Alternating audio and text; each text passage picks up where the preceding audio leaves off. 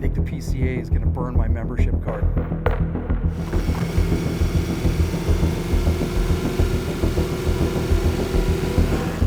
Oh my God, this car is so great, you guys. You have no idea.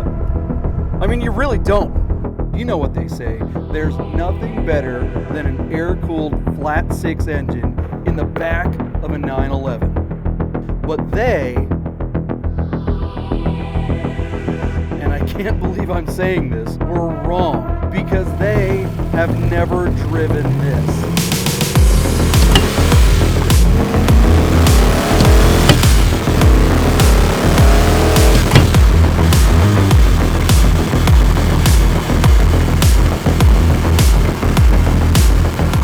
I just don't think people realize how good a V8 in the back of a 911 can be. Oh, jeez.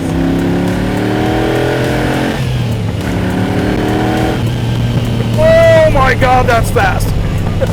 That's so great. I am in a 1982 911 SC that doesn't look anything like a 1982 SC. This is a Kremer-style. I guess you would call it a 935 or something, but it's not a 935 at all. It just has the Kremer body kit with the slant nose and the big Moby Dick style whale tail. But the big thing about this car is the fact that it has a 6.2 liter LS3 V8 with 490 horsepower. Holy crap! Yeah, and it's fast. I know, you're clutching your pearls already thinking about a V8 car.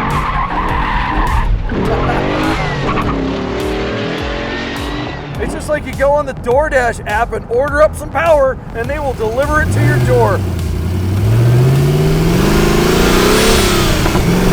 Oh, but hold on, man. Yikes. Woo. You have to pay attention in this car. Okay, so I gotta talk about this transmission. So often when you drive these old 911s, even if they've got a big engine or a built engine, and you get all kinds of extra power, but the 915 just falls on its face. It can't take torque, it can't take the big power. But this car has a 964 G50, and it's not any G50, it's a G50 that was built by the legends at Patrick Motorsports. They matched this transmission to the torque of this engine with a Wavetrac LSD, so it actually puts it down. Oh, it's still pretty damn scary though. They used a carbon Kevlar clutch. It's got a Haggett shifter that shifts like a bolt action rifle. You guys, I've never driven an air-cooled 911 or air-cooled 911 that shifts as well as this car. This is the best shifting 911 I think I've ever driven. I'm not kidding. Downshift, going into the corner, turn in. Oh, this is just so great. This is so great, but you just got to be careful. You know that if you give it just a whoa, yep, there. When you buckle up into this cabin, you know you're going for a ride. And I'm not talking about a ride like Katy Perry buckling into a dick-shaped rocket and shooting into space for 5 minutes. And they didn't do anything, they just sat there in the seat. When you buckle up behind this wheel, you cannot take your mind off of what you're doing. This car requires attention.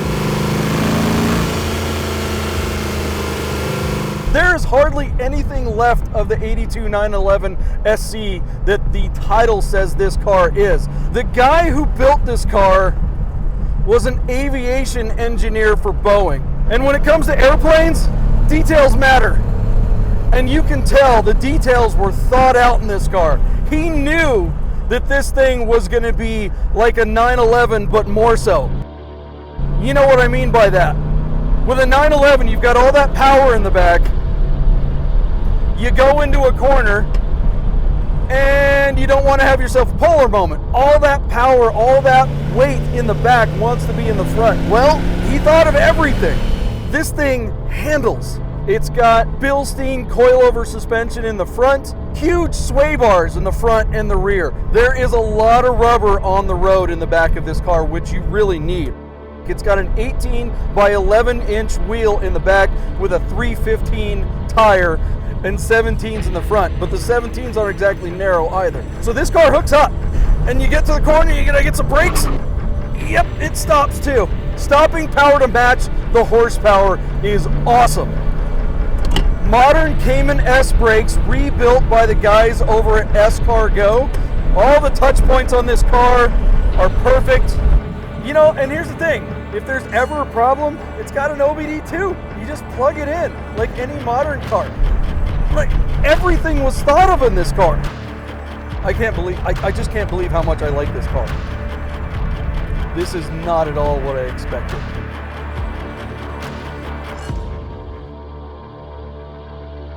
When it comes to custom cars, I mean, you guys know, custom cars, they're all different. Every one of them is built by different people with different things in mind.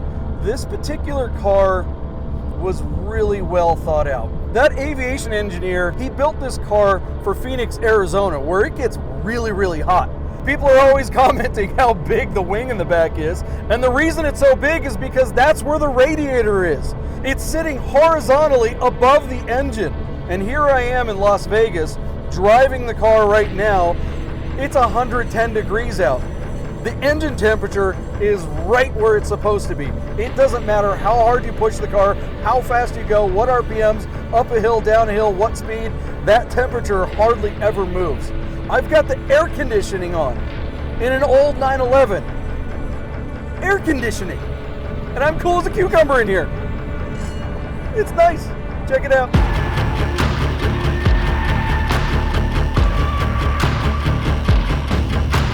We all know that in the 80s, the 928 front engine V8 was supposed to replace the 911.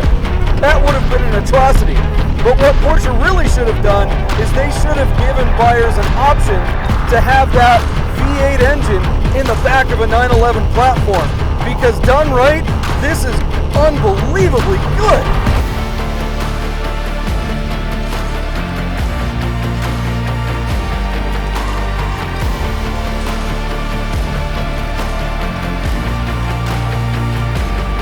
Why aren't all 911s like this?